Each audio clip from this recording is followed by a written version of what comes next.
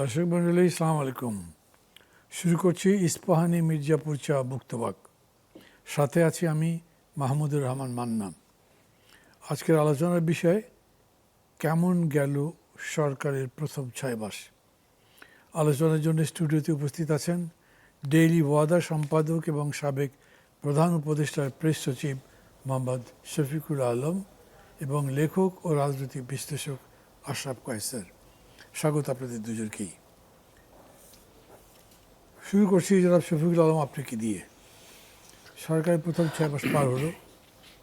এই 6 মাসে বেশ কিছু চ্যালেঞ্জ মোকাবেলা করতে হচ্ছে গভর্নমেন্টকে। একটা মিডল ইস্ট ওয়ার একটা হয়েছে, জ্বালানি সংকট হয়েছে, সেই কারণে গণভোট, জুলাই সনদ, অন্তর্বর্তী সরকারের 133 অধ্যাদেশ নিয়ে নানান আলোচনা হয়েছে।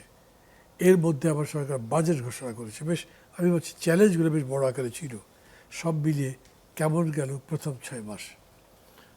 আমি বলবো যে আন্তর্জাতিকভাবে একটা বৈরী সময়ের মধ্যে আমরা গিয়েছি এবং আমরা যে আমাদের ইকোনমি যে ভালনারেবল আউটসাইড শকের উপরে, সেটা খুবই ক্লিয়ারলি এটা শো হয়েছে যে আমরা কতটা ভালনারেবল।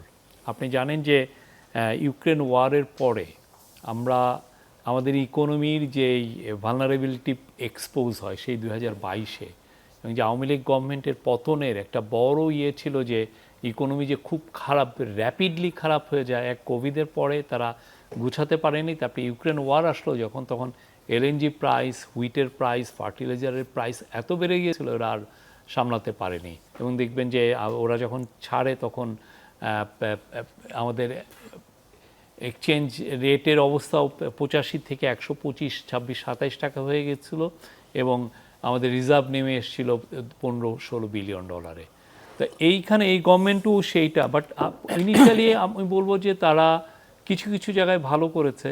তাদের বিশেষ করে প্রথম যেই শকটাকে তারা অ্যাবজর্ব করতে পেরেছে, কিন্তু এখন এসে দেখা যাচ্ছে যে এটা যেহেতু ইরান ওয়ারটা প্রলং হওয়াতে গ্যাস ক্রাইসিসটা এইখানে আরও দিচ্ছে, এবং সেই জায়গায় আমার মনে হচ্ছে যে গভর্নমেন্টের হোমওয়ার্কের ঘাটতি আছে এখানে আরও। কেননা গভর্নমেন্ট হয়তো ভাবছিল যে এটা এই ক্রাইসিসটা বেশি দিন, 2-3 মাসের বেশি থাকবে না, কিন্তু এটা যে এত প্রলং করবে সেটা তারা বুঝে নাই। এবং আমাদের অল্টারনেট সোর্স গভর্নমেন্ট কেন, অনেকেই তো বুঝে নাই না। এটা মানে আমাদের ইকোনমিটা তো অন্যান্য অনেক দেশের চেয়েই বড়। আমরা কিন্তু 500 বিলিয়ন ডলারের ইকোনমি। তো আমার অল্টারনেটিভ এনার্জি সোর্সগুলো আমাকে তখনই আমাদের এটা ভেবে রাখা উচিত ছিল যে আমি কাতারের থেকে যে গ্যাসটা চাচ্ছিলাম এলএনজি, আমি যে আমার লং টার্ম যে চুক্তি, আমি এটা পাবো না। হ্যাঁ, ওরা অলরেডি বলছে যে ফোর্স ম্যাজিউর করার জন্য। আর অন্যান্য দেশের থেকেও আমি নেওয়ার জন্য আগেই যে আমি লাইন আপ করা, সেটাও আমি সেভাবে আমি করি নাই। আর এটা একটা জিনিস। আর একটা জিনিস হচ্ছে যে অন্যান্য যদি বলেন যে আমি ল অ্যান্ড অর্ডার যারা বলে, আমি মনে করি যে ল অ্যান্ড অর্ডার খুব যে ম্যাসিভ কোনো ডেটোরিয়েশন হয়েছে সেটা বলবো না। বাংলাদেশের আপনি যদি ক্রাইমের রেট দেখেন, ওভারঅল পুলিশের স্ট্যাটিস্টিক্স অনুযায়ী হয়তো আমাদের তো সময় থেকে একটু বেড়েছে কিছু কিছু জায়গায়, আবার কিছু কিছু জায়গায় কমেছে। আর অন্যান্য দ্রব্যমূল্যর ক্ষেত্রে ইনফ্লেশনের একটা বড় ইম্প্যাক্ট ছিল। ওনারা এই গত মাসে এসে ইনফ্লেশনটা একটু কমা শুরু হয়েছে। অন্যান্য ইকোনমিক ম্যানেজমেন্ট আমি বলবো যে একদম যে বাজে হয়েছে তা না, যেটা ব্যাংকগুলোতে কিছুটা স্ট্যাবিলিটি ফিরে এসছে এবং আমরা ফাইনালি জানতে পেরেছি যে আমাদের ব্যাংকগুলোতে আসলে কী পরিমাণ টাকা নন পারফর্মিং, মানে কী পরিমাণ টাকা আসলে চুরি হয়ে গেছে, এটারও একটা টোটাল একটা পিকচারটা জানা গেছে। আইএমএফের সাথে আমার মনে হয় যে তারা যে আইএমএফের সাথে যেটা আমরা এক্সিস্টিং যেটা চুক্তি ছিল, এটা থাকাটা বেটার ছিল। থাকলে হতো যে আমরা 1.3 বিলিয়ন ডলার তাদেরকে নিয়ে ওই টাকাটা নিয়ে তারপরে আমরা বলতাম যে okay we will sign a new agreement. আমরা সেটা না করে আমরা ওই এগ্রিমেন্টটা করি, ফলে আমরা 6 মাস পিছিয়ে গিয়েছি। গভর্নমেন্ট এটা করলো না কেন? এটা গভর্নমেন্ট করলো না। গভর্নমেন্ট ভাবলো যে সে তার টার্মসে সেই এগ্রিমেন্টটা করবে, তার যে টার্মসে। আইএমএফ তো অনেক ক্ষেত্রে অনেক কিছু কন্টিনিউয়াসলি বলে যাচ্ছে যে আমাদের স্বার্থ বিকিয়ে দিয়ে আমরা তো এটা করতে পারি না, কিন্তু এটা অনেক ক্ষেত্রে আইএমএফ এর সাথে সত্যিকার অর্থে আইএমএফ যখন ব্রুটালি আপনার সাথে নেগোসিয়েশন করে, আপনার হাতে তখন খুব আপনাকে এসে বলবে যে আপনার এই যে 100টা স্টেট ওন ফ্যাক্টরিজ আপনাকে প্রাইভেটাইজ করতে হয়, তখন আপনার কিছু করার থাকে না। আইএমএফ এসে আপনাকে আপনার ফিনান্সটাকে ঠিক করে, যে আপনার সক্ষমতা বাড়ায়, যে আপনি ইন্টারন্যাশনালি আপনার যে ঋণগুলো দিতে পারবেন কি না, সেটার জন্য আপনার ফিনান্সটাকে করতে, যে সে অনেক কিছু আপনাকে বলে যে এগুলো বন্ধ করো, ওগুলো ইয়ে করে, যে যেটা কোর যেটা ইস্যু এখন দাঁড়িয়েছে, যে এনবিআরকে 2 ভাগ করা। কারণ এনবিআরে যেটা হচ্ছে, যে লোকটা নীতি করছে সেই আবার যে আপনার ট্যাক্স কালেক্ট করছে। তো এইটাকে আমাদের সময় এটা ইয়ে হয়েছিল, কিন্তু লাস্ট মোমেন্টে এটা ওই ডিভিশনটা কার্যকর হয়নি। তো এই গভর্নমেন্ট এসে আসলে প্রথমে ডিলিট করেছিল, এদের উচিত ছিল তখনই এটা ব্রুটালি এনফোর্স করা, সেটা ওনারা করেন নাই। এখন এসে দেখা যাচ্ছে যে আইএমএফ তাদেরকে যে শর্ত দিয়েছে তাহলে এটা করতেই হবে, এবং এটা করার মানে হচ্ছে যে আপনার এনবিআরকে আপনি 2 ভাগ করে ফেলা, এবং করলে ট্যাক্স কালেকশন আপনার বাড়বে, এইরকম একটা গ্যারান্টি আছে, যে তারা বলছে যে এর ফলে ট্যাক্স কালেকশন, যদি ট্যাক্স কালেকশন আপনার না বাড়ে সেটা একটা বড় ইস্যু। আরেকটা হচ্ছে যে অন্যান্য ইস্যু ক্ষেত্রে ফরেন পলিসিগত আমি বলবো যে তাদের একটা শক্ত অবস্থান ছিল, বিশেষ করে ইন্ডিয়ার ব্যাপারে তারা একটা তাদের যে অবস্থানটা এটা খুব স্পষ্টভাবে জানিয়েছেন। আর মিডিল ইস্টে যে চেঞ্জিং যে বাস্তবতা, এই যে জিও পলিটিক্যাল ইয়েতে তারা একটা, আমি মনে করি যে তারা মনে হচ্ছে যে আমরা যে মক্কা যে চুক্তিটা, সেটার আমরা ইভেনচুয়ালি আমরা এটার মেম্বার হব। এতে যেটা হবে যে ইন্ডিয়ার আজকে নতুন যে স্টেট মিনিস্টার হয়েছেন ফরেন অ্যাফেয়ার্স, উনি বলেছেন যে আমরা আগ্রহী ওটাতে যেতে। আমার এটা 2টা লাভ আছে। একটা লাভ হচ্ছে যে আমি এই যে 3টা দেশ, এক হচ্ছে সৌদি আরবের টাকা আছে, আর তার্কি আর পাকিস্তানের টেকনোলজি আছে। আমি যদি এর সাথে এটা যুক্ত হই, তাহলে আমার লাভটা হচ্ছে যে আমি ডিফেন্সের টেকনোলজিতে আমি একটু এগিয়ে যাব। আমার প্রচুর ডিফেন্স রিলেটেড আমার এখানে ম্যানুফ্যাকচারিং কোম্পানি হবে, ডিফেন্স ইকুইপমেন্ট মেকার্স এটা হবে, এটা একদম নিশ্চিত। আর একটা বিষয় হচ্ছে যে লং টার্ম হয়তোবা আমি মিডিল ইস্টে আমার প্রচুর সৈন্য ওইখানে ডিপ্লয়েড হতে পারে। এমন হতে পারে যে ওরা বলতে পারে যে তুমি আমাদের দেশে, সৌদি আরব বলতে পারে যে আমি 10,000 সৈন্য নিব। তো এইটা আমাদের যেহেতু ইন্টারন্যাশনালি যে ইউএনের যে পিস কিপিং ফোর্সে, আমাদের ইউএন পিস কিপিং ফোর্সে আমাদের নাম্বারটা কিন্তু কমে এখন প্রায় 6,000-এর জায়গায়। আমি যদি এখন নতুন অপরচুনিটি পাই যে আমি সৌদি আরবে 10,000 সৈন্য ডিপ্লয় করলাম, কাতার কুয়েতে আরও সৈন্য ডিপ্লয় করলাম, এটা আমাদের জন্য একটা বড় অপরচুনিটি তৈরি করবে। যদিও আমাদের নেইবার এটাকে কিভাবে না এটা দেখবার বিষয় আছে। বাংলাদেশ গভর্নমেন্ট তো বলেছে যে তারা এখানে যাবে। সরি, বাংলাদেশ গভর্নমেন্ট তো এটা এগ্রি করছে অলরেডি। হ্যাঁ, আমার মনে হয় যে এটা যাওয়া উচিত, বাংলাদেশের এটা যাওয়া উচিত। এবং বাংলাদেশের সত্যিকার অর্থে এখন এসে মনে হচ্ছে যে বাংলাদেশের মিলিটারি সাইজও বড় করা উচিত। আমরা একমাত্র $500 বিলিয়ন এর একটা বড় ইকোনমি, কিন্তু দেখা যাচ্ছে আমাদের ড্রোন মেকিং কোনো ফ্যাক্টরি নাই, আমার ভালো কয়েকটা এয়ারক্রাফটও নাই, মানে ফাইটার জেটও নাই। তো আমার এই সমস্ত জায়গায় সক্ষমতা বাড়ানো, এই গভর্নমেন্ট সেই নিয়েও কাজ করছে। আর অন্যান্য বিষয়ে আমি বলবো যে কালচারালি তারা, আমরা অন্যান্য বিষয়ে একটু পরে যাই। আমি আগে যারা আশরাফ কায়সার থেকে ঘুরে আসি, তারপর কাছে আবার এই বিষয় নিয়ে আসবো। যারা আশরাফ কায়সার, গণভোটের রায় এবং সংবিধান সংস্কার পরিষদ গঠনের ব্যাপারে সরকার পক্ষের অবস্থান নিয়ে অনেক বিতর্ক হয়েছে। জুলাই সনদ বাস্তবায়ন নিয়েও আছে সংশয়। গণভোটের রায় অনুযায়ী সংবিধান সংস্কার পরিষদ গঠন হলে প্রথম 180 দিনে জুলাই সনদ বাস্তবায়ন হওয়ার কথা ছিল, অথচ এখনও সংসদে আলোচনা শুরু হয়নি। তার মানে রাষ্ট্রের কাঠামোগত সংস্কার কি ঝুলে গেল? নিশ্চিতভাবেই বলা যায় অনেকটা অনিশ্চিত হয়ে গেল। কেননা আপনি এটি তো প্রকাশ্য, তারা নিজেরাই বলেছেন যে তারা ইন্টারিম গভর্নমেন্টকে মানে অসদাচরণের জন্য অভিযুক্ত করেছেন, এবং তারা বলেছেন যে তারা নির্বাচনটিকে ঘটানোর জন্য তখন তড়িঘড়ি করে স্বাক্ষর করেছিলেন, এবং তাদের নোট অফ ডিসেন্ট ছিল। তারা তো ওই অধিকারটি রাখে, তাদের নোট অফ ডিসেন্ট যেসব বিষয়ে ছিল সেটি নিয়ে তারা শক্ত অবস্থানে দাঁড়ানোর অধিকার রাখে। আর ইন্টারিম গভর্নমেন্ট যেভাবে আপনার জুলাই সনদ এবং গণভোটের আয়োজন করেছিল, এটি নিয়ে বিএনপি তখনও উষ্মা প্রকাশ করেছে, এখন তো আরও শক্তভাবে করছে। কাজেই এটি কোনো গোপন বিষয় না বলা যে এই আপনার সংবিধানের সংস্কার কিংবা গণভোটের বাস্তবায়ন অনিশ্চিত অবস্থায় রয়েছে। এন্ড রেজাল্ট যদি বলেন সেটা তো ভালো হলো না। অবশ্যই ভালো হলো না। আমি তাদের পক্ষে যুক্তি হয়তো দেখাতে পারবেন, কিন্তু কাজটা তো ভালো। মান্না ভাই, আমি বলি যুক্তি তো সবাই দেখাতে পারে। খুনি এবং অন্যান্য অপরাধীদেরও নাকি যুক্তি থাকে। কারণ যুক্তি নিয়ে প্রশ্নটি না, প্রশ্নটি হচ্ছে যে তারা নির্বাচনের আগে বা হাসিনা পলায়নের আগে যেই এককাট্টা একটা অবস্থান দাঁড়িয়েছিল যে আমরা রাষ্ট্রের সংস্কার চাই, সেই জায়গাটিতে আমার মনে হয় একটা অনিশ্চয়তা তৈরি হয়েছে। এবং ওই সময়ে ঘটানো গেলে নির্বাচনের আগে অনেকখানি এগিয়ে যেতে পারলে হয়তো কাজটি ভালো হতো। এখন আপনি খেয়াল করুন, তত্ত্বাবধায়ক সরকারের গঠন প্রক্রিয়াতে একমত হওয়া যায়নি, আমাদের দ্বিকক্ষ বিশিষ্ট পার্লামেন্ট নিয়ে একমত হওয়া যায়নি, সংবিধানের অনেক মৌলিক সংস্কার নিয়ে একমত হওয়া যায়নি। তারা যদিও একটি কমিটি করেছে এবং তারা সংশোধন কমিটি বলছে, কাজেই বিরোধী দল সেখানে অংশ নেয়নি। কাজেই আপনি জানেন যে আগামী ৫ তারিখে বিরোধী দলরা লং মার্চ ঘোষণা করেছে মূলত দুটি দাবিতে, একটি হচ্ছে গণভোটের রায় বাস্তবায়ন, আরেকটি হচ্ছে যে সংবিধানের সংস্কার। কাজেই এর সাথে যেটি যুক্ত হলো সেটি একটি অভ্যন্তরীণ রাজনীতির অনিশ্চয়তা তৈরি হলো। কারণ নির্বাচনের ঠিক 6 মাস বা 7 মাস পরে আমার ধারণা কেউ আশা করে নাই যে রাজনীতির মাঠটিও এরকম একটা জায়গায় যাবে যেখানে অপোজিশন এই দুটি বিষয় নিয়ে লং মার্চের ঘোষণা দিয়েছে। কাজে আপনি যে 6 মাসের কথা বলছিলেন তার একটা বড় তাৎপর্যপূর্ণ দিক হচ্ছে সংস্কারের জায়গাটিতে, গণভোটের রায় বাস্তবায়নের জায়গাটিতে আমরা এই জায়গায় দাঁড়িয়েছি, এটি পরিষ্কার। আচ্ছা, কিন্তু আমি আপনাকে কয়েকটা জিনিস বলি। সিচুয়েশনটা অ্যাভয়েড করা যেত না? অবশ্যই করা যেত, অবশ্যই। আমার মনে হয় এগুলো না টেবিলে বসেও করা যায়, এগুলো আধা ঘন্টা 1 ঘন্টাতেও করা যায় যদি আপনার অ্যাপ্রোচ ঠিক থাকে, আপনার মনে যদি সংস্কার থাকে তাহলে। কি না হলে আপনি আইনের ভাষা ব্যবহার করতে পারবেন, প্রচুর অযুক্তি কুযুক্তি দেখাতে পারবেন। এখন তাই হয়েছে বিষয়টা। আবার এটিও ভাবা উচিত যে বিএনপির মতো একটা বড় দল ছোট অনেক দলের মতো সব সংস্কারে আগ্রহী হবে, সবার আগে এগিয়ে যাবে, এই প্রত্যাশাটিও আমাদের মনে হয় অমূলক ছিল, বাস্তবসম্মত ছিল না।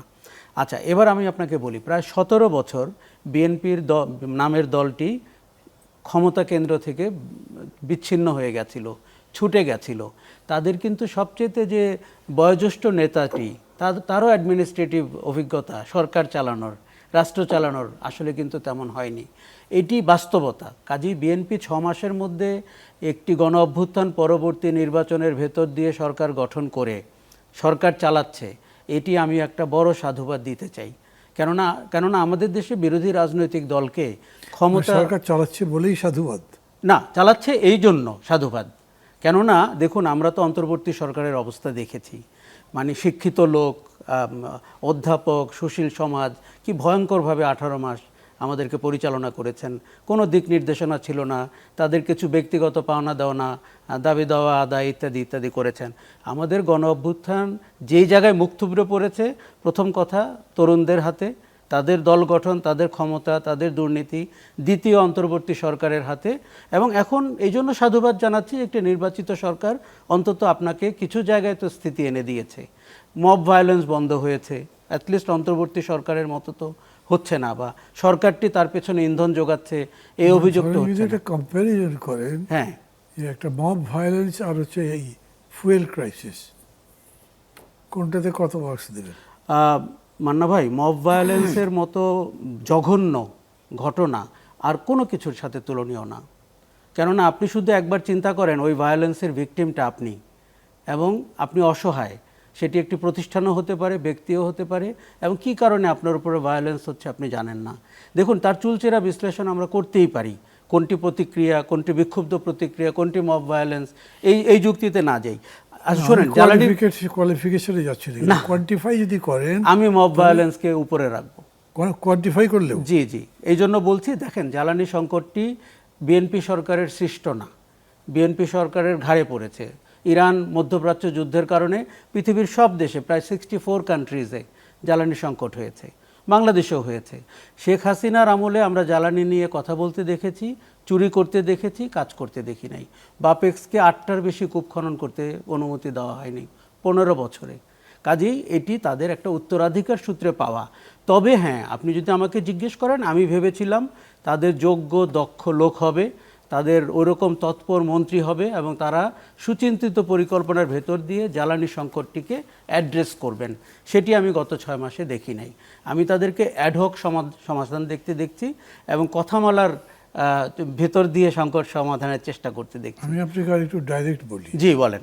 এই যে ধরেন আজকের পেপারে নিউজটা এসছে, 5টি কার্গোর একটাও আসেনি, কেউ লিখেছে 3টা কার্গোর একটাও আসেনি।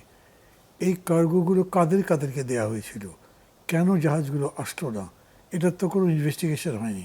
যে বড় ক্রাইসিসটা আমরা দেখলাম সেটা তো গ্যাসে, এবং সেটা হয়েছে এই কারণেই যে এলএনজি এই ইয়েগুলো আপনি কাভার আপ করতে পারেননি, একটা জাহাজ ভিড়তে পারেনি। এটা কোনো কথা হলো, পারলো না কেন? একটা গুজব আছে, অথবা আমি একটা কোনো পত্রিকায় পড়েছিলাম যে এইখানে যাদের এখানে কাজগুলো দেওয়া হয়েছিল, they were politically involved and they were squabbling amongst themselves, এবং এইটা একভাবে নিষ্পত্তি করে অর্ডারটা গেছে, পরে আবার ঝামেলা লেগেছে, তখন আসে নাই। তাহলে সেটা কত বড় ঘটনা হলো? অফকোর্স এটা একটা বড় ঘটনা, এবং আপনি যেটি সন্দেহ করছেন অনেকেই তা সন্দেহ করছে, এবং আমি মনে করি তার সত্যতা রয়েছে, আমি অস্বীকার করছি না।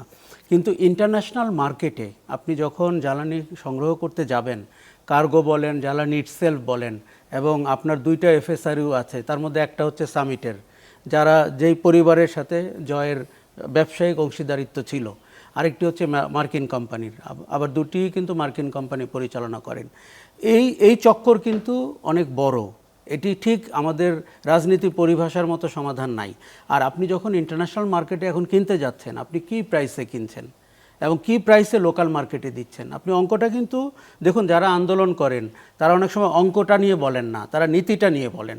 কিন্তু সরকার যে তার মানে কোন মূল্যে কিনছে, কাদেরকে দিয়ে কিনছে এবং কোন মূল্যে দিচ্ছে, এই তিনটিকে আমরা একসাথে দেখতে হবে। আরেকটা হচ্ছে যে বাপেক্সকে বলা হয়েছে 150টা কূপ খননের জন্য অর্থ দেওয়া হবে, এবং আপনি জানেন যে ইকুইপমেন্ট কেনা হচ্ছে। These are good sign. কিন্তু আমরা যেটি দেখতে পাচ্ছি না সেটা হচ্ছে যে সমন্বিত একটি জ্বালানি উদ্যোগ। আপনাকে আমি আরেকটা উদাহরণ দিই। সোলার প্যানেল যারা বিদেশিরা ইনভেস্ট করেছিল, অন্তর্বর্তী সরকার এসে এক কলমের খোঁচায় 30 জনের সমস্ত কন্ট্রাক্ট বাতিল করে দিয়েছে।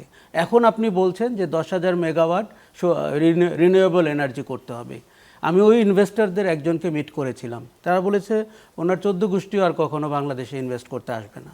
কাজে আমাদের যে নীতির ধারাবাহিকতা সেটি কোন জায়গায়? ধরেন আপনি সামিটের সেকেন্ড এফএসআরও ক্যান্সেল করলেন, আপনি অল্টারনেটিভ কি করেছে অন্তর্বর্তী সরকার? তার মানে আপনি যে বলছেন, দেখেন আমির খসরু মাহমুদ চৌধুরী বলেছেন, উনি যেমন করে বলেছেন শুনতে হয়তো খারাপ লেগেছে যে 2 বছরের আগে কোনো সুসংবাদ নাই, কিন্তু বাস্তবতা তাই। এমনকি যদি সবচেয়ে রোবাস্ট পলিসিটাও আপনি এখন নিতে পারেন, দুর্নীতির কথা বলছি না, তাহলে আপনার 2 বছর লাগবে রেজাল্ট ঘরে ঘরে পৌঁছে দিতে। জ্বালানির ব্যাপারটি এমনই, এই জন্য আপনি খেয়াল করুন, কন্ট্রোল করে সোলার প্যানেল দিয়ে আপনি তার চেয়ে কম সময় পারবেন না। না, সোলার প্যানেলও যে পারবেন তা না। আমি আপনাকে এবার বলি, গভর্নমেন্ট বলেছে যে সোলার প্যানেলকে তারা উৎসাহিত করতে চায়। এনবিআর এর ভ্যাট অ্যান্ড ট্যাক্সের পলিসি তার সাথে মানানসই না। এই নিয়ে গত 6 মাস ধরে আলোচনা এগুলোই তো সমস্যা, এগুলো প্রবলেম। আচ্ছা, 30টির মতো সোলার প্রজেক্টকে অন্তর্বর্তী সরকার বাতিল করে দিয়ে গেছে, এফএসআরইউ বাতিল করে দিয়ে গেছে। তারা কি অল্টারনেটিভ কিছু করেছে? করেনি।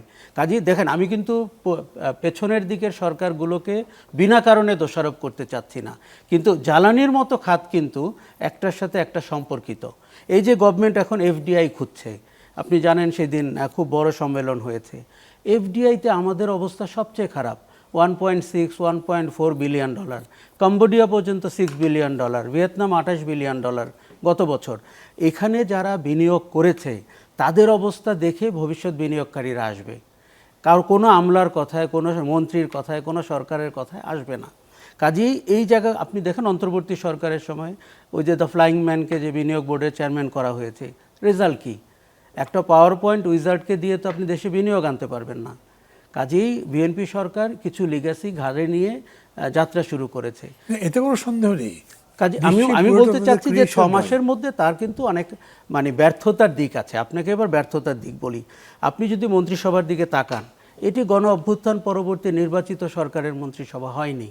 এখানে যে মানের লোকজন এসেছেন, কে কোন কোটায় এসেছেন, কে কোন পরিচয়ের ভিত্তিতে এসেছেন সেটি ভিন্ন কথা, কিন্তু আমরা যে দক্ষ যোগ্য মন্ত্রিসভা দেখতে চেয়েছিলাম সেটি পাইনি। আবার প্রধানমন্ত্রীর ইমেজ কিন্তু মন্ত্রিসভা এবং সরকারের থেকে এগোনো। তার মানে হচ্ছে এখানে একটা গ্যাপ তৈরি হয়েছে তার সাথে, তার মন্ত্রিসভার সাথে। আপনি যে গত 2 দিন আগে মন্ত্রিসভা রিশাফল দেখলেন, এটা আমার চোখে কোনো রিশাফলই হয়নি। আপনার রিগোরাস রিশাফলে যাওয়া উচিত ছিল, যেটি আমরা অন্তর্বর্তী সরকারকেও বলতে চেষ্টা করেছিলাম যে নূরজাহান বেগম টাইপের মহিলাদেরকে না রেখে আরেকটু যোগ্য দক্ষ লোককে সরকারে নেন, তাই না? কাজেই সুশাসনের পথে সরকার হাঁটছে কিনা এই প্রশ্নটি কিন্তু এখন উঠবেই, কেননা আপনি যদি সংস্কারের দিকে না যান, আপনি যদি সাংবিধানিক কমিশনগুলোকে নিজের পায়ে দাঁড়াতে না দেন, এবং আপনি যদি সেই আপনার চেকস অ্যান্ড ব্যালেন্সের পথে না হাঁটেন, কিন্তু সেগুলো তো অনেক পরের পাওয়া। এখন ঐক্যমত্য হচ্ছে শুধুমাত্র ফ্যাসিবাদ বিরোধী একটি ঐক্য এখন পর্যন্ত টিকে আছে, বাকি কোনো ঐক্য তো আসলে টিকে নাই রাজনীতির মাঠে। কাজেই সরকারকে আমি বলবো যে অর্থনীতির দিক থেকে আমাদের একটা ভঙ্গুর অর্থনীতি, এখানে ব্যাংক খালি হয়ে গেছে, $236 বিলিয়ন নিয়ে গেছে। আমরা 18 মাসে আমাদের প্রশাসনে 95% লোক আগের ফ্যাসিবাদী আমলের লোকরা রয়ে গেছে। কাজে আপনি কি করে সরকার চালাবেন, আপনি কি করে সংস্কার করবেন, এই কথাগুলো কিন্তু বলতেই হবে। দ্যাট ডাজন্ট মিন যে আমি একটা অজুহাত দাঁড় করাচ্ছি যে আমার নতুন সরকার কি করবে।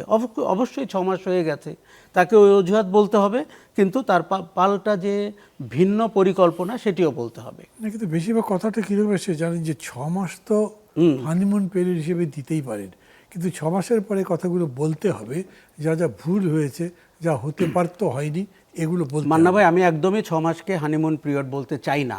ইনফ্যাক্ট যখন দেখুন, এই কথাটা কিন্তু উনি আসলে বলে নাই যে 6 মাস পরে মূল্যায়ন করা হবে। এটা কেমন করে যেন হঠাৎ করে ছড়িয়ে গেছে। কাজেই মূল্যায়নের জন্য 6 মাস কেন লাগবে?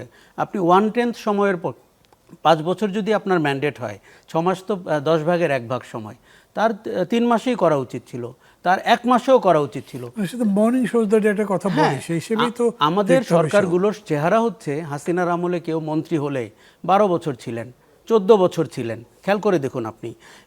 এই ধারা থেকে তো আমরা অন্তর্বর্তী সরকারকেও বেরোতে দেখলাম না। অথর্ব সব লোক কোথায় ছিল গণ অভ্যুত্থানের সময়, গড নোজ। হ্যাঁ, আমরা কিন্তু কোনো পরিবর্তন দেখি নাই। হ্যাঁ, আমি বলছি যে 1 মাস পরে, 3 মাস পরে, 6 মাস পরে, এমনকি আগামী সপ্তাহেও আপনি রিসাফলের কথা বলতে পারেন। এই যে ভাবমূর্তি ব্যাপার, এটি কিন্তু আমরা মনে করি যে ঠিক না। Thank you. আমার হাতে এখন আর সময় নেই, বিরতিতে যেতে হবে। তবে বিরতির পরে আমি জনাব শফিকুল আলমের কাছে আসবো। অনেকগুলো কথা উনি বলেছেন, আপনার কিছু বলার থাকতে পারে, মনে করছি আমি বলবেন সেটা। দর্শক, বিরতি নিচ্ছি, কিন্তু থাকবেন আমাদের সঙ্গে। যে কথা আশরাফ কায়সার বলেছেন, সে কথার জবাব হিসেবে হোক অথবা বাস্তব পরিস্থিতির ব্যাখ্যা হিসেবে হোক, জনাব শফিকুল আলম যা বলবেন সেটা শুনতে হবে আমাদের। আসুন আমাদের সাথে আবার বিরতির পর।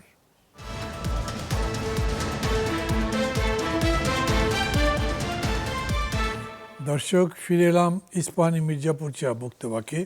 কথা বলছিলাম যারা আশরাফ কায়সার এবং যারা শফিকুল আলমের সঙ্গে। যারা শফিকুল আলম, আপনার কাছে আসি। এতক্ষণ তো কথা শুনলেন, ওনার ব্যাখ্যা বেশ কিছু দিয়েছেন, বিশেষজ্ঞ বলেছেন, আবার অনেকগুলো কথা বলেছেন যেটা আপনি যখন তত্ত্বাবধায়ক সরকার, অন্তর্বর্তী সরকারের সাথে ছিলেন তখনকার পলিসি নিয়েও বলেছেন। সব মিলিয়ে আপনি কি বলবেন? না, আমি কিছু কিছু বিষয়ে আমি ওনার সাথে দ্বিমত করি। উনি আমাদের গভর্নমেন্টকে একটা ভয়ঙ্কর গভর্নমেন্ট বলেছেন, তো এটা আমি মনে করি যে খুবই বরঞ্চ আমি মনে করি যে এই government did A brilliant job. তারা পিস অ্যান্ড স্ট্যাবিলিটিটা রেখেছে, দেশের ইকোনমিকে একটা ভালো জায়গায় নিয়ে তারপরে নেক্সট গভর্নমেন্টের কাছে দিয়েছে। প্রত্যেকটা ইন্ডিকেটর যদি দেখেন, ইকোনমিক ইন্ডিকেটর প্রত্যেকটা জায়গায় তাদের ছিল, এবং মানুষের যে এই ধরনের প্রত্যাশা ছিল যে তারা রিফর্ম করবেন, রিফর্মের কাজগুলো ওনারা অলমোস্ট সব সেক্টরেই করেছেন। এখন এই গভর্নমেন্ট এসে এটা রাখবে কি রাখবে না এটা তাদের বিষয়, বাট তারা তাদের যে দায়িত্ব ছিল সেটা করেছেন। আরেকটা হচ্ছিল জাস্টিস অ্যান্ড অ্যাকাউন্টেবিলিটি ইনশিওর করা, সেটা তারা ইনশিওর করেছেন। শেখ হাসিনার বিচার হয়েছে, অন্যান্য কেসগুলোও তারা শুরু করে দিয়ে গেছেন। তারপরে ইউএনকে দিয়ে পুরো ইনভেস্টিগেশনটা করানো হয়েছে। এর ফলে অ্যাটলিস্ট হাসিনা বা হাসিনার যারা ব্যাকিং করে ইন্টারন্যাশনালি, তারা অন্তত বলতে পারবে না যে এই যে কিলিংগুলো হয়েছে বা হাসিনার এগেনস্টে যে অ্যালিগেশনগুলো, এটা পলিটিক্যালি মোটিভেটেড। অন্যান্য ইস্যু আপনি দেখেন, আমাদের সময় গ্যাস ক্রাইসিস ছিল, বাট খুব ব্রিলিয়ান্টলি হ্যান্ডেল করা হয়েছে। এবং যাদের এই এফএসআরইউর কথা যেটা আসছে, একটা সত্যিকার অর্থে অনেক কিছুই, যেমন 30টা সোলার ইয়ের কথা বললেন, এটা করা হয় নাই, কারণ হচ্ছে তাদের অনেক বেশি তারা চার্জ, তাদের যে এগ্রিমেন্টে যে প্রাইসের যে ইস্যুটা, সেটা অনেক বেশি ছিল। আরেকটা হচ্ছে যে আমরা তো ওই যে 2010 সালের যে একটা কন্ট্রোভার্সিয়াল ল করা হয়েছিল, সেটাকে এই গভর্নমেন্ট ক্যান্সেল করেছিল। তো 30টা এই জন্য এটা করে নাই, এবং ওনারা ভেবেছেন যে নেক্সট গভর্নমেন্ট এসে তারা তাদের মতো করে দিতে পারবেন। তো এটা করলে যেটা হতো যে আরও দেশের আরও মানি ড্রেনিং হতো, আরও দেশের অর্থের অপচয় হতো। আরেকটা হচ্ছে এফএসআরইউ কেন করা হলো, এফএসআরইউ নিয়েও এসছে, কাজ এগোনো যেত, কিন্তু কথা হতো তখন এই পলিটিক্যাল পার্টিগুলোই বলতেন যে এত বড় $1 বিলিয়ন চুক্তি করা হচ্ছে বা এটা, অথচ আমরা এই গভর্নমেন্টকে এটা করতে পারি কি না, এই ধরনের কথা উঠতো, যেটা চিরাং পোর্টে এনসিটির ডিপি ওয়ার্ল্ডের কাছে দেওয়ার সময় যে কথাগুলো এসছে, তখন অনেক বলতো যে এটা বিগ ডিল হচ্ছে, বড় টাকার লেনদেন হচ্ছে এগুলো। তো পুরো কাজটা ছিল 18 মাসে হচ্ছে রিপেয়ার জব, যে ভয়ানক একটা তলানিতে দেশকে রেখে গিয়েছিল, যাতে দেশটাকে সামনে এগোনো যায়, ইকোনমিকটাকে আবার রিপেয়ার করা যায়। এবং আপনি দেখেন সেন্ট্রাল ব্যাংকের গভর্নর, আমরা যখন প্রথমে এসে যেইটা ক্রাইসিস ফেস করা গিয়েছে, যে আপনার আমাদের এলসি কেউ এন্টারটেন করছে না, সাথে সাথে বিদেশি যারা করসপন্ডিং ব্যাংক তার $4 বিলিয়ন শোধ করে দিয়ে এটা ঠিক করা হচ্ছে, যাতে বাংলাদেশের এক্সপোর্টাররা কোনো বা ইম্পোর্টাররা কোনো ধরনের কোনো ডিসরাপশন ফেস না করেন। আমরা হঠাৎ একদিন এসে শুনলাম কাতার গ্যাস বলছে যে তারা বাংলাদেশকে এলএনজি দিবে না। আপনি যদি তাদের যা পুরো ডিউ আছে প্রায় $400 মিলিয়ন মতো, আপনি যদি একদিনে 24 ঘন্টা, $400 মিলিয়ন মতো ছিল, তো ওইটা একদিন, মানে শেখ হাসিনার সময় ওনারা টাকা পরিশোধ করেন, ওইটা একদিনে পরিশোধ করা হয়েছে। ঠিক তেমনি আপনি ইয়ের তরফ থেকে, আমেরিকান এম্বাসি এবং আমেরিকান কোম্পানিগুলোর থেকে ছিল যে শেভরনের $236 মিলিয়ন একটা ডিউ ছিল, এটাও পে করা হয়নি শেখ হাসিনার সময়। ওইটা আপনার 1 সপ্তাহের নোটিশে পুরোটা পে করা হচ্ছে, না হলে ইউএসের সাথে আমাদের সম্পর্কের একটা ঘাটতি দেখার সম্ভাবনা ছিল। ঠিক তেমনি আদানির ক্ষেত্রেও এইরকম হয়েছে, আদানিকেও সম্ভবত $500 মিলিয়ন মতো আমাদের পরিশোধ করতে হয়েছে। মানে যেই পরিমাণ ভয়ানক একটা অর্থনীতির একটা আর্থকোয়েক অবস্থা রেখে গিয়েছিল, সেই জায়গায় তারা এই কাজগুলো ডে টু ডে প্রত্যেকটা দিনে দিনে এটা করেছেন। ফলে আর উনি যেটা বলছেন এফডিআই অ্যাবসোলিউট নাম্বারে দেখেন এফডিআই কিছু হলেও বেড়েছে, একদম যে কমে গেছে আমরা যে নেগেটিভে রেখে গেছি তা না। আবার 18 মাসের এক্সপোর্টটা দেখেন, তার করসপন্ডিং 18 মাসকে দেখে আমাদের দেখবেন যে এক্সপোর্টের বেড়েছে। আর একটা বড় একটা ছিল যে দ্রব্যমূল্যকে ঠিক রাখা, দ্রব্যমূল্যও ঠিক রাখা হয়েছে, এবং পাওয়ারের যে প্রাইস, পাওয়ারের যে রেট, এটাকেও ঠিক রাখা হয়েছে, কোনো অন্যায়ভাবে কনজিউমারের উপর এগুলো চাপিয়ে দেওয়া হয়নি। আপনি দুইটা, আমরা একটা রোজা পেয়েছি, আর একটা রোজাও অলমোস্ট আমাদের সময়ই শুরু হয়ে গেছে, শুরু হওয়ার সময় পুরো 2টা রোজার আপনি প্রাইস কন্ট্রোল দেখেন, প্রাইস ম্যানেজমেন্ট দেখেন, আমি বলবো যে এই গভর্নমেন্ট খুব ভালো করেছেন। এই গভর্নমেন্টের ছোট গভর্নমেন্ট ছিল, ফলে ডিসিশন নেওয়াটা খুব ইজি ছিল। 24-25 জন লোক থাকলে অনেক কিছু ডিসকাশন করা যায়। আপনি যদি অনেক বড় গভর্নমেন্ট করেন, অনেক ক্ষেত্রে দেখা যায় যে একটা গ্যাপ পড়ে যায়। তারাই কাজটা করেছেন, একটা মিউজিয়াম করেছেন, আমাদের সময় কালচারাল মিনিস্ট্রি কত ডজনকে ডজন ডকুমেন্টারি করেছেন এই ইয়েকে সামনে রেখে, এবং একটা অশান্ত সময় ছিল, যারা বিপ্লব করেছেন তারা অনেক ধরনের অশান্ত ছিলেন, অনেক ধরনের, সেইটাকে ম্যানেজ করে দেশটাকে একটা শান্তির পথে ফিরিয়ে আনা, এটা খুবই দুঃসাধ্য একটা কাজ ছিল। আপনি যদি এই সময়টাকে আপনি সেই 72 থেকে 75 দেখেন, ওই সময়ও তো ভয়ঙ্কর রকমের অশান্ত ছিল। হ্যাঁ, সেই সময়ের তুলনায় আমি বলি যে কিছুই হয়নি। যারা মব ভায়োলেন্সের কথা বলেন, ইভেন হিউম্যান রাইটস গ্রুপগুলো, আমি হিউম্যান রাইটস গ্রুপের কয়েকজনকে বলেছিও, তারা পলিটিক্যাল ভায়োলেন্সকে, বিএনপির সাথে জামাতের মারামারি হয়েছে শেরপুরে, একজন মারা গেছেন, এটাকেও মব ভায়োলেন্স হিসাবে দেখিয়েছেন। তা আপনি পলিটিক্যাল ভায়োলেন্সকে আপনি মব, হাইকোর্টের সামনে যে স্টুডেন্টরা হাইকোর্টের সুপ্রিম কোর্টের বিচারপতিদের পদত্যাগ চাচ্ছেন, এটাকেও মব ইনসিডেন্ট হিসাবে দেখাচ্ছেন। তা আপনি যদি এখন লেজিটিমেট প্রোটেস্টকেও যদি আপনি মব হিসেবে দেখান, এটা একটা, আমি বলবো যে খুবই ক্যালকুলেটেড ওয়েতে বাংলাদেশের যারা প্রো হাসিনা নিউজ পেপার ছিল, তারা এই ন্যারেটিভটাকে পুশ করেছে। আপনি যদি বাংলাদেশের পুরো হিস্ট্রি দেখেন, বাংলাদেশের হিস্ট্রিতে মব ভায়োলেন্স ভয়ানক রকমের ছিল। আপনার 1972 সালের 14, 15, 16 তারিখে popular jute mill, crescent jute মিলে যে বিহারির যে গণহত্যা হয়েছিল শেখ মুজিবের আমলে, এটা কেউ এখন বলেন না। আপনি সেই সময় new York Times new Delhi থেকে, কলকাতা থেকে তাদের রিপোর্টার পাঠিয়ে খুলনায় এই রিপোর্টটা করেছেন। আপনি হাসিনার লগি বইটা দেখেন, এটা এর চেয়ে বড় ভয়ঙ্কর। আমার সামনে আমি দুইজনকে দেখেছি, তারা পল্টনে তাদেরকে পিটিয়ে মেরেছে। তো এগুলো তো মব ভায়োলেন্স সবসময় ছিল, কিন্তু এসে হঠাৎ করে দেখা যাচ্ছে যে একটা গ্রুপ খুব আলটেরিয়র মোটিভ নিয়ে এই গভর্নমেন্টকে একটা ইসমিয়ার ক্যাম্পেইনে নেমেছিল, যে একে বোঝানো এটা মবক্রেসি ছিল।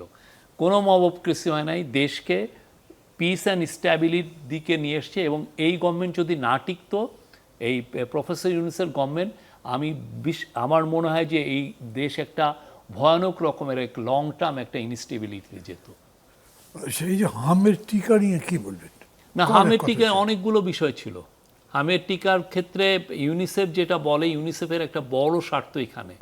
ইউনিসেফ আমাদের দেশে সে পুরো টিকা যেটা পুরোটা সে নিজে সরবরাহ করে, এবং এটা যখন অন্যান্য এজেন্সির সাথে যখন কথা বলা হয়েছে, দেখা যাচ্ছে আপনি ওই 600 কোটি টাকার মতো বাঁচাতে পারেন আপনি। তো ইউনিসেফ যখনই দেখেছে যে তার স্বার্থে ব্যাঘাত হচ্ছে, তখন ইউনিসেফ এটা নিয়ে নিউজ পেপারগুলোকে ফিডিং করেছে। হামের সময় আমাদের ওই সময় টাইফয়েডের টিকা দেওয়া হয়েছে, তো এই জন্য মনে করা হয়েছে যে হামটা পরে করা হবে।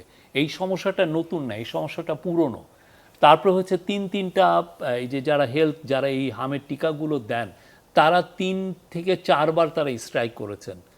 হ্যাঁ, প্রথম আলো কয়েকদিন আগে একটা রিপোর্ট করেছে যে তারা 3 মাস করে ইনভেস্টিগেশন করলেন যে হাম নিয়ে কি সমস্যা। আপনি দেখেন তারা সবগুলোর কথাই বলেছেন, কিন্তু একটা কথা ওনারা বলেন নাই যে হাম যারা টিকা দিয়েছে তারা যে 4 মাস তারা যে স্ট্রাইক করেছে, এই কথাটাই এর মধ্যে নাই। আর হাম যে পুরো বিশ্বব্যাপী সারা বিশ্বেই এই ভয়ানক রকমের হচ্ছে। এবং আপনি দেখেন 51% হামের যারা মারা গিয়েছে, তারা টিকার বয়সটাই হয় নাই, তাদের বয়স 9 মাসের নিচে। হ্যাঁ, ইউনিসেফ বলেছে আপনাদের কাছে চিঠি দিয়েছিল তারা 10-12 বার, কিন্তু আপনারা আনসার করেন না। আমরা প্রত্যেকটারই অ্যান্সার করা হয়েছে। আপনি এই সাইদুর রহমান ভাইয়ের কাছে জিজ্ঞেস করবেন, তাদের সাথে কথা বলা হয়েছে।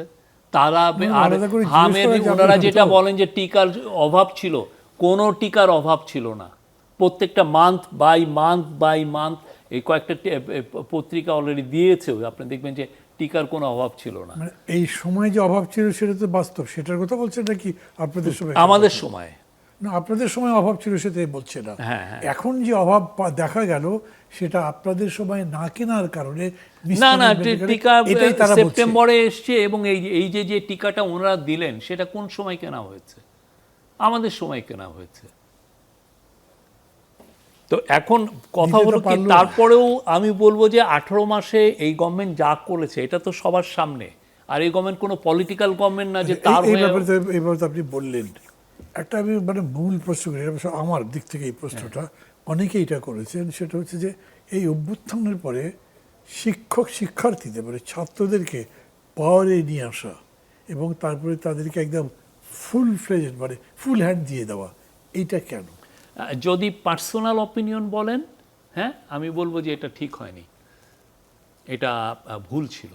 এটা আমার পার্সোনাল, এটা পার্সোনাল আমার মনে হচ্ছে যে আমরা ওদেরকে এই ক্যাবিনেটে অন্তর্ভুক্ত করার কারণে এক ধরনের এই গভর্নমেন্টকে বারবার একটা কথা শুনতে হচ্ছে যে তারা স্টুডেন্টদের প্রতি বায়াসড, বা বড় বড় পার্টিগুলো এই গভর্নমেন্টকে একটা অ্যাকিউজ করার একটা সুযোগ পেয়ে গেছে যে আপনার এদের প্রতি তো বায়াস বলে কথাটা তাদের অভিযোগ পাওয়া গেছে, এবং ডাইরেক্টলি তারা বিভিন্ন মন্ত্রণালয়ে গিয়ে বসেছে। আপনারা আরও সহযোগী কি বলে সমন্বয়কারীরা কি দিয়েছেন প্রত্যেক মন্ত্রণালয়কে মনিটর করার জন্য? না, সেরকম না। তারা কোনো কাজে কোনো ব্যাঘাত ঘটেছে, তাদের কারণে কোনো পলিসি নিতে সমস্যা তৈরি হয়েছে, এরকম তো একটা ইনস্ট্যান্স তো আপনি দেখাতে পারবেন না। আর এরা যে সব সমন্বয়কারী নিয়েছে কিছু বলেন, তাহলে আবার খুঁজতে হবে। না, আমি বলতে পারি তো, কেননা তাদের কোনো মিনিমামও তাদের যে কয়জনকে 2-1 সমন্বয়কারীকে কিছু জায়গায় ডিরেক্টরশিপ দেওয়া হয়েছে, বাট দ্যাট ডাজন্ট মিন যে তারা মন্ত্রণালয়গুলোকে তারা যে তদবির হয়েছে, এনসিপি তদবির করেছে, এনসিপি তাদের নেতাদের বহিষ্কার করেছে, তার উদাহরণ আছে না? আছে তো, কিন্তু এটা খুব বেশি তদবির কি শুধুমাত্র এনসিপির লোকরা করেছে, অন্যান্য বড় পার্টিরা করেনি? সেটা কথা হচ্ছে তাদের তদবির এখন যারা যখন বলছে তখন বড় পার্টির এরাও তো তদবির করেছে, বড় পার্টি করেছে। কিন্তু এটা তদবির ওই সময় যারা গভর্নমেন্টের যারা রেভলিউশনের পক্ষে ছিল তারা সবাই তদবির করেছে, কে করে নাই? জি, জনাব আশরাফ কায়সার, জি, মানে আমার তো সামগ্রিক এই 6 মাসের ব্যাপারে আরো অনেকগুলো আলোচনা করার কথা ছিল, কিন্তু উনি যে বললেন সেই প্রেক্ষিতে আপনি কিছু বলবেন? নিশ্চয়ই। আমি প্রথমত আপনাকে বলি, এতক্ষণ তো আমি বলেছি যে ছোট মাপের ভুল ত্রুটির কথা, এবার তাদের বড় মাপের অপরাধের কথা আপনাকে বলি। সেটি হচ্ছে তরুণদেরকে অসৎ করা এবং তরুণদেরকে বেপরোয়া করে বাংলাদেশকে অস্থিতিশীল তৈরি করার জন্য ওই সরকারটি ভূমিকা রেখেছিল। ওই সরকারটি বিশেষ রাজনৈতিক গোষ্ঠীকে কৃত্রিমভাবে ক্ষমতার আশেপাশে ছড়িয়ে রাজনীতির ইমব্যালেন্স তৈরি করার চেষ্টা করেছিল। এই কথাগুলো ওই সরকারের কোনো কোনো উপদেষ্টা সরকারটি বিদায় নেওয়ার পরে তারা নিজেরাই বলছেন। কে বলেছে? বলেছেন। আচ্ছা, আমি বলছি শফিক, আপনি এতক্ষণ বলেছেন, আমি আপনার সামনে কথা বলিনি। আচ্ছা, দ্বিতীয় কথা বলি আপনাকে। উনি যে চুক্তির কথা বলছিলেন, পৃথিবীর যে কোনো সভ্য দেশে আপনি চুক্তি বাতিল করতে পারেন, রিভিউ করতে পারেন, দর কষাকষি করতে পারেন, বিকল্পও তৈরি করতে পারেন। ওনারা যে 30টা সোলার প্ল্যান্ট বাতিল করেছে কোনো বিকল্প ছাড়া, কাজেই ওই বীজ তারা বপন করে গেছে যে সোলারের জন্য আর কোনো এই বিষয়ে একটা কমিটি ছিল। আচ্ছা, দ্বিতীয় বলি, আপনি পরে বলে আপনি সামিটের এফএসআরইউ বাতিল করতে পারেন, রিনেগোশিয়েট করতে পারতেন। আপনি 18 মাসে একটা বিকল্প এফএসআরইউ দাঁড় করাতে পারেননি। আচ্ছা, এই কাজটি কিন্তু তারা আদানির সাথে করেনি। আদানির ব্যাপারে তারা উচ্চবাচ্য করেছে, চুক্তি বাতিল করেনি, কিন্তু বাতিল করেছে সোলারেরটা, বাতিল করেছে সামিটেরটা। আচ্ছা, উনি যে এত কথা বলল যে নির্বাচিত সরকারের জন্য তারা এগুলো রেখে দিতে চেয়েছেন, মার্কিন যুক্তরাষ্ট্রের সাথে চুক্তিটি তারা 72 ঘন্টা আগে সেরে ফেলতে চেয়েছেন কেন নির্বাচনের?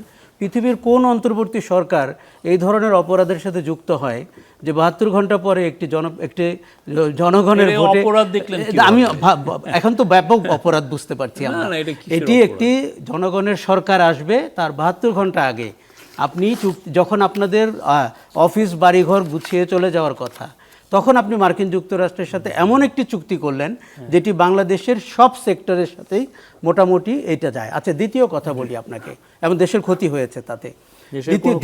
দ্বিতীয় কথা বলি, আমি আপনাকে পুঙ্খানুপুঙ্খভাবে বলতে পারবো কত সুচিন্তিতভাবে বাংলাদেশের ক্ষতি করে মার্কিন যুক্তরাষ্ট্রের সাথে চুক্তি করা হয়েছে। এইবার বলি মবের কথা। আপনার সাধু সন্ন্যাসীর আখড়ায় মাজারে আক্রমণ, এটা কি বিএনপি জামাতের লড়াই? আপনার সাংস্কৃতিক প্রতিষ্ঠানগুলোতে আক্রমণ, আপনার হারমোনিয়াম ভাঙা এবং কালচারের আগে হয়নি? হাসিনা যে অভিযোগটি করেছিল যে জঙ্গিরা ক্ষমতায় এসেছে, আফগানরা ক্ষমতায় এসছে, অন্তর্বর্তী সরকার সেই বাংলাদেশ তৈরি করে হাসিনাকে সাহস জুগিয়েছে বলতে যে আমরা বলেছিলাম না ইসলামী জঙ্গিরা ক্ষমতায় চলে এসছে। তারা মবকে উৎসাহিত করেছে। আপনি আবার যুক্ত করে দিচ্ছেন। না, আমি এই জন্য বলছি না, উনি যে বারবার বলছে যে রাজনৈতিক প্রতিহিংসা, বিশেষ করে কিন্তু আপনি সাধু সন্ন্যাসীর আখড়ায়, তারপর আমরা একটা মৌলিক প্রশ্ন, আপনি সাধু সন্ন্যাসীর আখড়ায় আগে হয়নি এবং মাজার থেকে লাশ পুড়িয়ে দেওয়া, সরকারটি তো কেউ না কেউ তো সরকারে ছিল, তারা কি দায়িত্ব পালন করেছে? এমনকি গণমাধ্যমের অফিসে যখন আগুন লাগানো হয়। ওকে, থ্যাংক ইউ। জনাব শফিকুল আলম, আপনি বলবেন, কিন্তু আপনি বলতে পারবেন বড় জোর 4 মিনিট। না, আমি প্রথম কথা হচ্ছে প্রশ্ন আপনাদের দুজনের কাছে নিয়ে যাব। প্রথম কথা হচ্ছে যে এই যে হারমোনিয়াম অ্যাটাক বা মাজারের আগেও ছিল, আমাদের সময় বেড়েছে।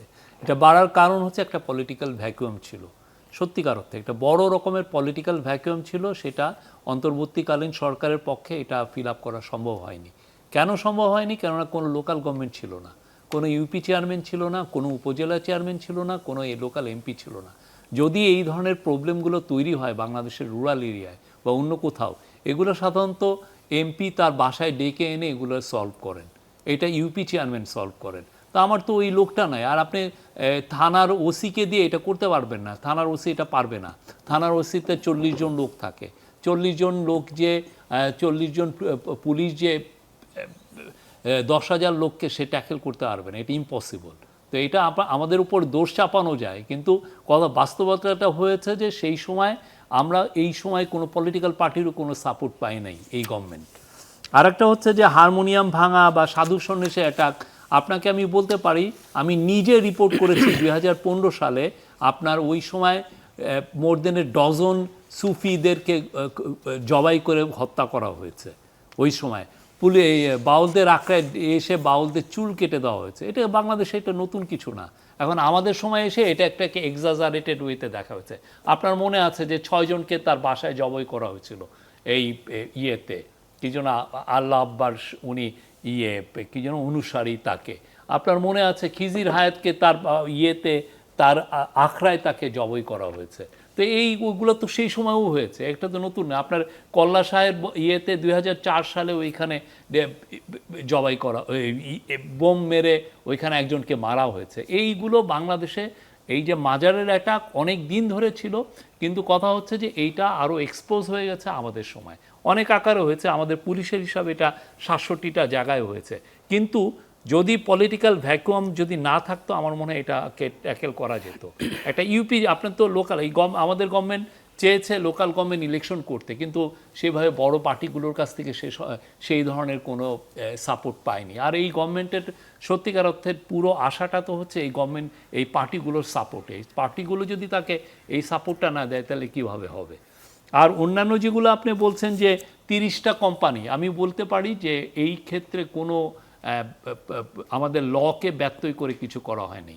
আর ইয়েটা অলরেডি যেহেতু রানিং, এইটা যদি আমরা আদানিরটা এটা যদি ক্যান্সেল করা হতো, বাংলাদেশের জন্য কয়েক বিলিয়ন ডলার আপনাকে গুনতে হতো, বাংলাদেশ ইন্টারন্যাশনাল আরবিট্রেশনে যেতে হতো। এটা বাংলাদেশের জন্য আরও রিস্ক, এবং সবাই বলতো যে বাংলাদেশ এই পরবর্তী গভর্নমেন্টের জন্য একটা বড় একটা বোঝা এই গভর্নমেন্ট রেখে গিয়েছে। আর লাস্ট যেটা হচ্ছে আপনি ইউএসের সাথে যে এগ্রিমেন্টটা, ইউএসের সাথে আমি যদি এগ্রিমেন্টটা না করতাম, তাহলে ইউএস যদি আমাদেরকে বড় রকমের একটা ট্যারিফস ইম্পোজ করতো, সেটার জন্য আমাদেরকে এই গভর্নমেন্টকে এই কথাগুলো শুনতে হতো। এই গভর্নমেন্ট যেটা করেছে, একটা এক্সিট ক্লজ রেখেছিল যে এগ্রিমেন্ট করার পরে আপনার 2 মাস ছিল আপনি ওইটাকে ক্যান্সেল করার। এক্সিট ক্লজ আপনি বের হয়ে আসতেন, কেউ তো বাধা দেয়নি। আর এইটা 72 ঘন্টা আগে করা হয়েছে ঠিকই, কিন্তু এটা নেগোসিয়েশন হচ্ছিল এপ্রিল থেকে এসে এই ইয়েতে। আর যখন অন্য দেশ বাংলাদেশের সাথে করে, সে কিন্তু দেখে না সে বিএনপি গভর্নমেন্ট আছে নাকি ইন্টারিম গভর্নমেন্ট আছে, সে জানে যে বাংলাদেশে একটা গভর্নমেন্ট আছে, তার সাথে সে নেগোশিয়েট করে। এখন পরবর্তী গভর্নমেন্ট যদি মনে করে যে না, এই এগ্রিমেন্টটা বাজে, খুব বাজে একটা এগ্রিমেন্ট হয়েছে, এটা ক্যান্সেল করে দিত। কিন্তু যেইভাবে বামরা করা যেত, আপনারা যেমন আদানির সাথে ইয়ে করতে পারেননি না, আদানির সাথে এটা আদানিরটা হচ্ছে পুরো মনিটারি ইস্যু। আপনি যদি আদানির যেহেতু ইনভেস্টমেন্ট হয়েছে, আদানি আপনাকে ইন্টারন্যাশনাল কোর্টে নিয়ে যেত, নিয়ে বলতো যে আপনি আমাকে ড্যামেজ করেছেন ইয়েতে, আমার এত ক্ষতি হয়েছে, তখন আপনাকে 2-3 বিলিয়ন ডলার আপনার ক্ষতি একটা সম্ভাবনা ছিল। আপনি তখন দেখা যেত যে আপনি একটা বড় ল ফার্মকে নিচ্ছেন, তার পিছনে আপনার 100 মিলিয়ন ডলার দিতে হচ্ছে আপনার এইটাকে ফাইট করার জন্য। Thank you. এখন আমার প্রশ্ন, মানে এই বিষয়টা আপাতত আমি আর বাড়াতে দিতে চাইছি না, কারণ আমার হাতে সময় নেই। কিন্তু জরুরি একটা বিষয় হচ্ছে প্রধানমন্ত্রী ভারত সফর নিয়ে কোনো পক্ষই তো কিছু বলছে না। কী হবে, এটা কি হবে না? এটা যদি না হয়, তাহলে লাভ ক্ষতিকার কি হতে পারে? মান্না ভাই, এই প্রশ্নের উত্তর দেওয়ার আগে আমি বলতে পারবেন 3-4 মিনিট? 4 মিনিট যান। এফডিআই এর ব্যাপারে বলি, প্রকৃত চিত্র 18 মাসে ভয়ঙ্কর। মানে যেই পরিমাণ বড় ঢাকঢোল পেটানো হয়েছে, বাংলাদেশে বিনিয়োগকারীরা এসে নাকি আমাদের দরজায় দরজায় ঘুরবে, এই দেশে নাকি জবের বন্যা বয়ে যাবে, এই যে কথাগুলো আমরা শুনেছিলাম, 1.5 লক্ষ লোক বেকার হয়েছে কলকারখানা বন্ধ হওয়ার কারণে, প্রকৃত অর্থে কোনো বিনিয়োগ আসেনি। এবং এটা বিনিয়োগ অ্যাবসলিউট নাম্বারে বেড়েছে না, আমি নাম্বার দেখে আপনাকে বলছি, আমি গতকালকেই সবগুলো নাম্বার দিচ্ছি। আমি বলছি যে আমরা যে ঢাকঢোল পেটাতে দেখেছি এবং এক ধরনের প্রোপাগান্ডা করা হয়েছে, বাংলাদেশ বিনিয়োগে ভরে যাচ্ছে, কেননা ডক্টর ইউনূস ইন্টারন্যাশনালি খ্যাতিমান লোক, মার্কিন যুক্তরাষ্ট্রের সাথে আমাদের সম্পর্ক ভালো, সেই তুলনায় কোনো বিনিয়োগ আসে নাই। এবার আপনাকে ভারতের সাথে বাংলাদেশ সরকারের কথা বলি। আমি দৃঢ়ভাবে সমর্থন করি বাংলাদেশ সরকার ভারতের ব্যাপারে যে অবস্থানটি নিয়েছে তাকে। এর কারণ হচ্ছে এখানে কিছু বাংলাদেশ সরকারের অবস্থানটা কি? বাংলাদেশ সরকারের অবস্থান হচ্ছে যে সে একটা সম্মানজনক বোঝাপড়ার পরেই ভারতে যেতে চায়, এবং শেখ হাসিনার ব্যাপারে একটা ভারতীয় কমিটমেন্টের পরে সে ভারতে যেতে চায়। দেখুন, এদেশে আটকে পড়া ভারতীয়রা, আটকে পড়া পাকিস্তানিদের মতো, এটা আমি নতুন শুরু করেছি, তারা আপনাকে অন্য কথা বলবে। জিএম কাদের বলেছেন, একবার নিমন্ত্রণ দিলে রক্ষা না করলে তারা গোস্বা করে। এটি জিএম কাদের।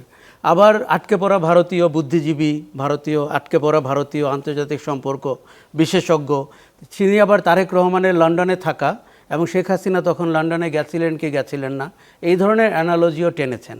এগুলো সব দ্বিতীয় শ্রেণীর নাগরিক বলে মনে করে নিজেদেরকে। আমি মনে করি যে ভারতের সাথে প্রফেসর ইউনূস গভর্নমেন্টের আমি দুটি দারুণ ঘটনা দেখেছি। একটি হচ্ছে ভারতের ব্যাপারে অবস্থান, আরেকটি হচ্ছে নির্বাচনটিকে ঠিক সময়ে করতে পারা। ভারতের ব্যাপারে অবস্থানটা ধারাবাহিকভাবে এই সরকার রক্ষা করছে। আমাদের অনেকেরই সন্দেহ ছিল বিএনপি সরকার এই অবস্থানে থাকবে কি না, এবং আমরা অনেকেই খুঁজে বের করি বিএনপির ভেতরে কে ভারতীয় সমর্থক, কে ভারতের লোক ইত্যাদি ইত্যাদি। এগুলো মেঠো বক্তৃতা, মেঠো কথা। কিন্তু আপনি তো দেখতে পাচ্ছেন যে ভারতের, আমি গত 7 দিনে বাংলাদেশের পররাষ্ট্রনীতি নিয়ে আন্তর্জাতিক গণমাধ্যমে যত অনুষ্ঠান দেখেছি, আমাদের পররাষ্ট্রনীতি নিয়ে 50 বছরে আমি এত অনুষ্ঠান দেখিনি। তাইওয়ানের একটা টেলিভিশন চ্যানেল ওই দিন দেখলাম, তারা বলেছে যে এতে বাংলাদেশ একটা লিপফ্রগ সিচুয়েশনে চলে যেতে পারে, একটা দারুণ জায়গায় চলে যেতে পারে, সেটা চায়নার সাথে হোক, রাশিয়ার সাথে হোক, জাপানের সাথে হোক।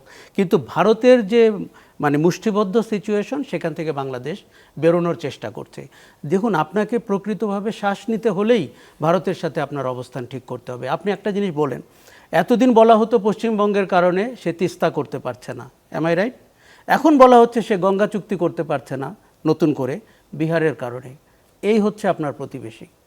54টা নদীর মধ্যে একটি নদীর চুক্তি আছে, সেটিও তারা এখন বিহারের মুখ্যমন্ত্রীকে চাঙ্গা করেছেন যাতে উনি দাবি দাওয়া তোলেন, পানি ছেড়ে দিতে বলেন ইত্যাদি। কাজেই ভারতের ব্যাপারে আপনার হিসাব নিকাশ পরিষ্কার করে সম অধিকারের ভিত্তিতে, সমসম্মানের ভিত্তিতে সফরটি করতে হবে, এবং তাতে করে বাংলাদেশের ইন্টারেস্ট রক্ষা হয়। আপনাকে এবার অর্থনীতির কথা বলি। বাজারটি হচ্ছে ভারতের বাজার, প্রায় $10 বিলিয়ন।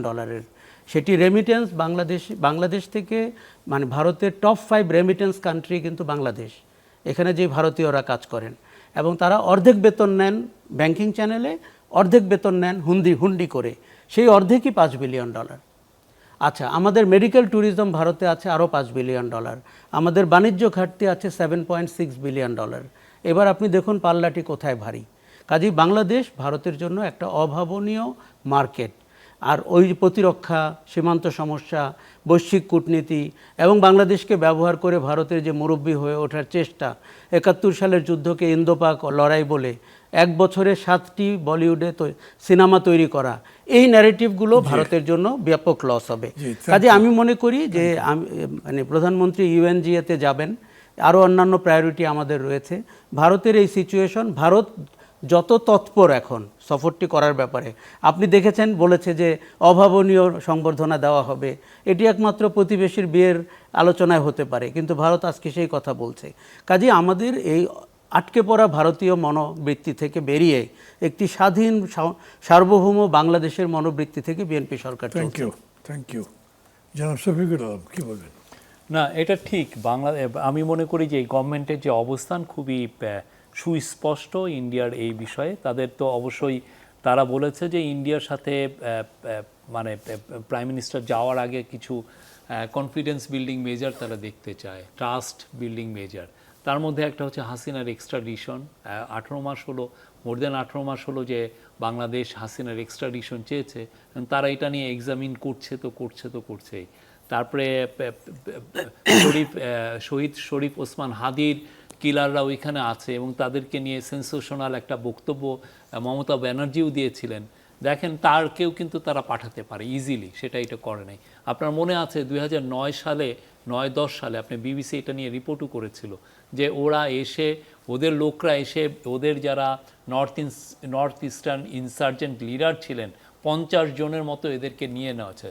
যদি বাংলাদেশ গভর্নমেন্ট, যদি দুই গভর্নমেন্টের মধ্যে যদি এটা পারস্পরিক সমঝোতা থাকে, তাহলে একটা এই ধরনের কেস এক্সট্রাডিশন, এটা just matter of few days easily হয়।